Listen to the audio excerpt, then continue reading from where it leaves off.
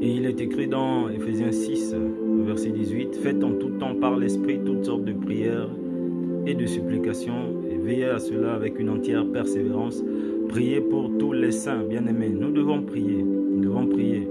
Pas que prier, mais nous devons prier avec le Saint-Esprit. Nous devons prier avec Jésus. Nous devons prier avec la parole. Avec la parole. Bien-aimés, donc sur la base de ce verset, Ephésiens 6, verset 18, je souhaiterais passer quelques temps de prière dans la présence de Dieu notre Père. Lui qui est là, il nous le garantit. Car là où 2 ou 3 sont assemblés en son nom, il est là. Donc avec toi, nous faisons 2, avec d'autres, nous faisons plus, bien-aimés. Et je bénis Dieu pour ces moments que je consacre à Dieu. Père, que tu sois le maître des temps et des circonstances de ce moment de prière, Père. Merci pour ta présence. Nous croyons que tu es là, que tu es avec nous. Merci, Père, au nom de Jésus-Christ. Amen.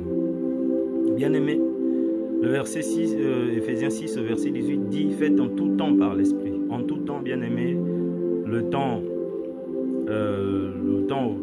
pendant lequel nous sommes là, toi et moi, ce temps que nous partageons, rentre bien dans cette définition de tout temps. Par l'Esprit, bien-aimé, c'est par le Saint-Esprit. Parce que c'est le Saint-Esprit qui prie véritablement selon la volonté de Dieu. Parce que toi et moi, nous ne savons ce qu'il convient de dire, de demander à un moment donné, bien-aimé. Peut-être que tu traverses des situations particulières, moi aussi également. Peut-être que tu vis des mouvements dans ton foyer, dans ta famille, dans ton cœur, dans ton âme, dans ton corps. Il y a des maladies, il y a des projets, il y a des événements qui échappent à notre contrôle.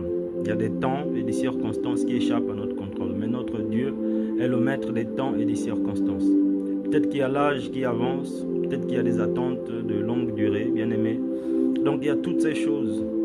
Et toi et moi, dans notre faiblesse, parce que nous devons reconnaître que des fois nous sommes faibles face à ces choses, bien aimé, dans notre faiblesse, Dieu nous a envoyé une aide, nous qui avons reçu le Seigneur Jésus comme Seigneur et Sauveur, si tu l'as déjà fait. Si ce n'est pas le cas, bien-aimé, il faut le faire, bien-aimé. Tu en as besoin, comme nous tous. Donc, des fois, nous n'arrivons pas à prier, à nous abandonner entre les mains de Dieu. Des fois, il y a tellement de sujets, il y a tellement de choses que nous vivons dans notre cœur que personne ne peut voir, ne peut percevoir, mais Dieu le sait. Dieu le perçoit, bien-aimé. Peut-être qu'il y a des limitations au niveau des moyens.